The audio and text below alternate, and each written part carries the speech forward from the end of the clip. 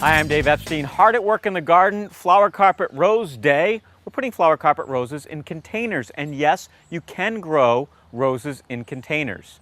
Couple of ideas here to choose from. Here's a container.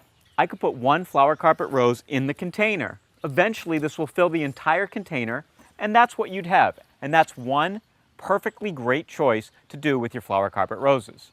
What I want to work with today is a container that uses the flower carpet roses as one element of the design. One of the things I like to do is to place the plants in the container unplanted.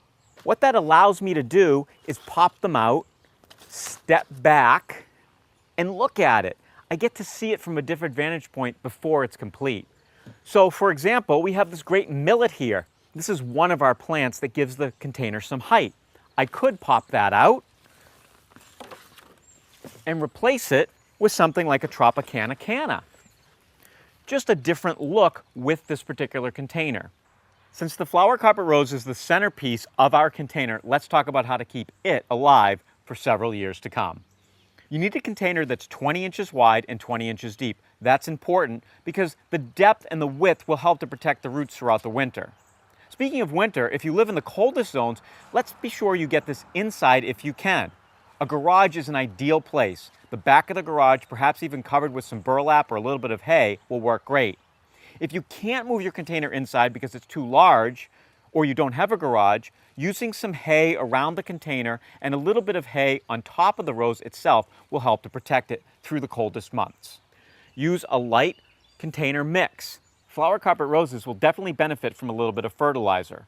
In successive years, a time-release fertilizer works great. These plants also like to be watered regularly.